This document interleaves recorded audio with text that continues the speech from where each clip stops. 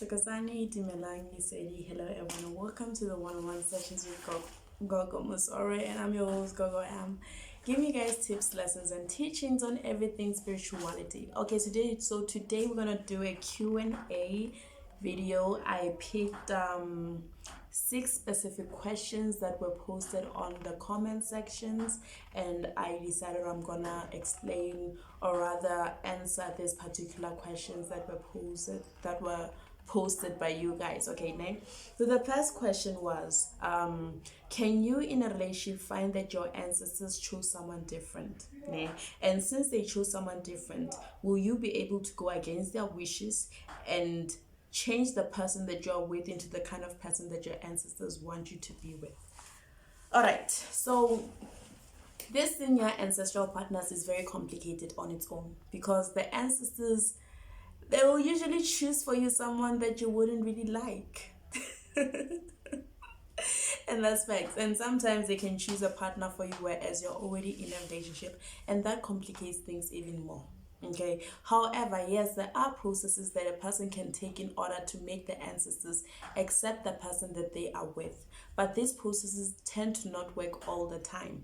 Okay, so my advice is that you need to have a healer who assists you in this kind of processes. But bear in mind, if your ancestors are the kind of ancestors, but don't worry, they are very strict, and when they say something, their word is final, then know this is something that is not going to happen. I get it. And secondly, in terms of changing your partner into the person that the ancestors will want, that is a very complex thing to do.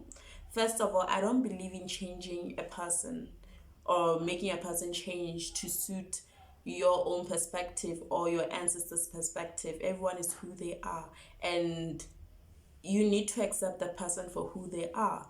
And if your ancestors cannot do that, as long as you are able to do that, that is fine. There are certain rituals you can take to actually make them allow or accept this particular person. But low on at the same time, the ancestors, when they choose a partner for you, they're not looking at the character exactly, but they're looking at the soul.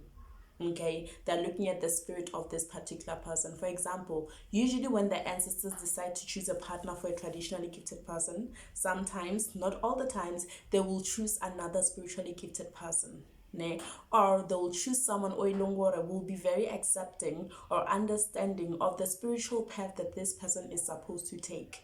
These are people that you have made a soul contract with before coming to this world. This is the person I'm gonna be with in this lifetime. But yes, it can be altered. There are ways in which you can actually make your ancestors change their mind and allow you to be with the person that you want to be with. But these are processes that will require a healer's assistance, and these are processes that have a 50-50 chance of actually working because of the type of ancestors that you may have. For example, if you have water spirits are stubborn.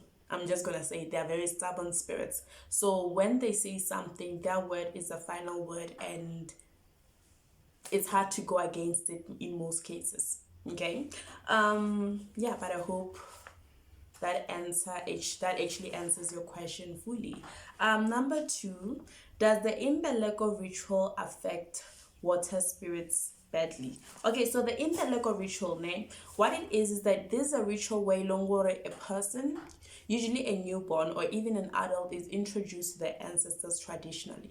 This process not only introduces a person to their ancestors, but it also allows the ancestors to guide the person, protect the person, and lead the person into a path of prosperity and all those things, on all good things, abundance and whatnot. I will make a video on the Imbeleko rituals in details so everyone can understand how these rituals take place, why they are taking place, and all those things.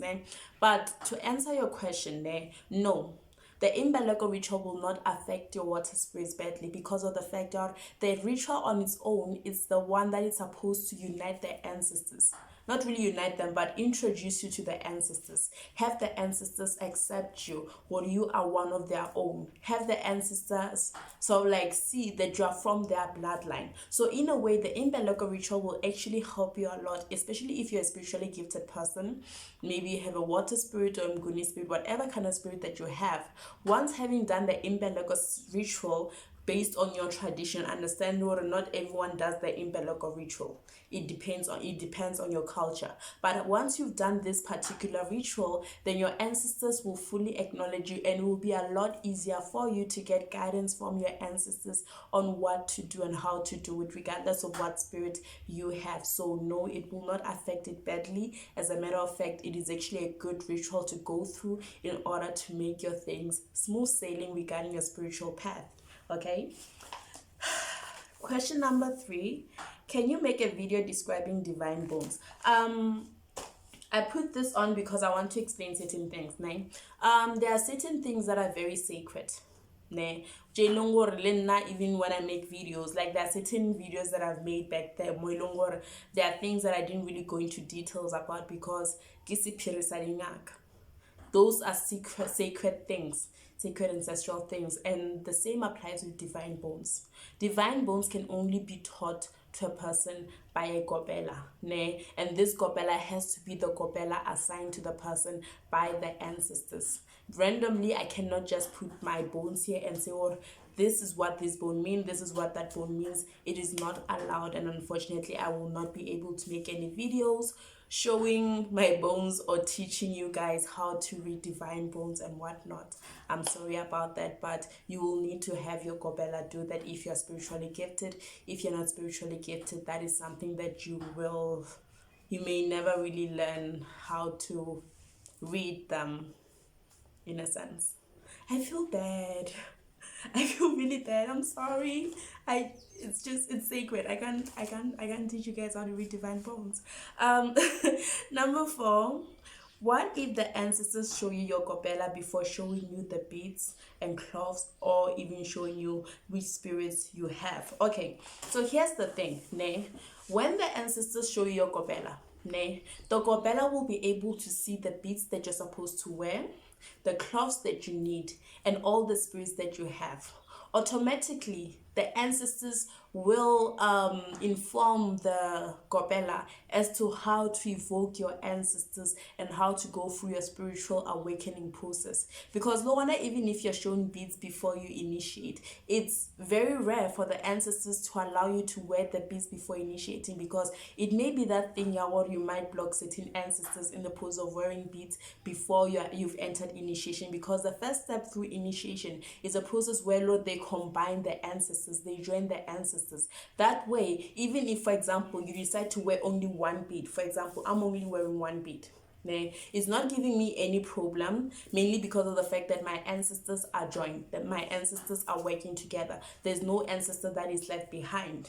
Okay, so you're now with the ancestors showing you your capella before showing you your beads and cloths and whatnot. It's not anything for you to worry about. That means that your main task at this moment is to find that capella and start with your initiation. As for the cloths that you need, the beads that you need, and the spirits that you'll be initiating, your capella will be the one to inform you on all those things and guide you on what it is that you need to get and what it is that you shouldn't get. Because with spiritual gifts, not all that one shoe doesn't fit all of us. Okay, so there are things that I will have as a sangoma that you will not really need or have to have as a sangoma, but your capella will be informed on everything that you need to have by your ancestors. Because the one in the part of joining your ancestors together, he or she will also join their ancestors with yours, so they can be able to communicate peacefully and properly on everything that is needed to be done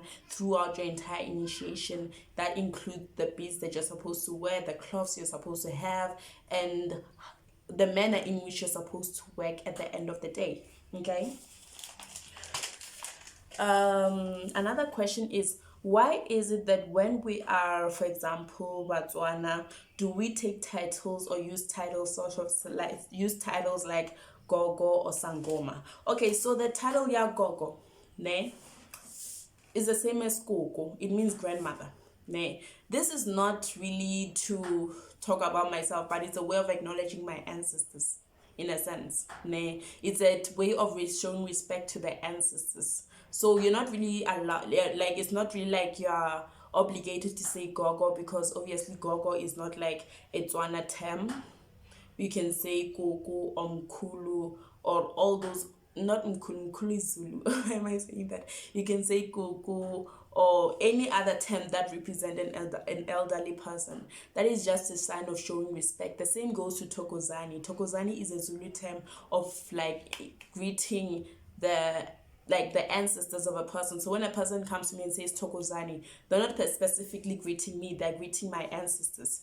For baby people, we say Disedi, Khanya, stuff like that. So those are just terms to show respect to the ancestors that are governing people. And also you talked about the term Sangoma. Sangoma is a broad term. It's sort of like accommodates all types of healers in general. Okay, it accommodates all types of healers in general. When they say someone's a Sangoma, in my own perspective, they just showing that this person is a healer, but not really specifying what kind of healer this person is. Okay, and the last question is, what is the difference between inducer and the mermaid spirit, aka Mamorashwa? Okay, so Mamorashwa is a guardian, or rather a spirit that protects or guards the portals in the river. Okay, so because there are portals in different places, and the river is one of the major spiritual portals and whatnot. So Mamorashwa is actually an entity that actually protects or guards the particular river. Hence, that is why sometimes when a person will go to a sacred river, there's a spirit or Mamorashwa in that particular river, and this person, this person is not clean, this person has had maybe intercourse the day before or this very same morning, there will be carnage in that particular river because they are there to protect the particular river. They are the owners of the particular river in a sense. Whereas the Nzuza spirit is sort of like the same as the Mdawe spirits, the Banguni spirits and whatnot. Those are spirits by Longore. They give a person this particular spiritual gift. And once they give you this particular gift, they help you in terms of helping people, healing people. They initiate you, they teach you certain things in terms of helping and assisting people. So that is the difference between the two. Mamorashwa is not a spirit. It initiates a person, or a spirit, it gives a person a spiritual gift. Inducer spirit is a spirit that gives a person a spiritual gift to assist people. Mamorashwa is just a guardian, or rather a protector of certain rivers and certain sacred lakes and whatnot. But Loganet cannot care that when the Nzuza spirit wants to take you, it can send the Mamorashwa to come and take you, to bring you to the ancestors in the river to initiate you. That is the difference between the two of them. I hope that makes sense. But anyways, that is it for today's Q&A. You guys can leave more of your questions down there. I will still be looking at other questions that have been posted from back there, and I will be answering them as much as I possibly can, because you guys been asking a lot of questions and it's been very difficult trying to answer all the questions in the comment section as much as I possibly can. Anyways, you guys have a beautiful one. Tokozani. Bye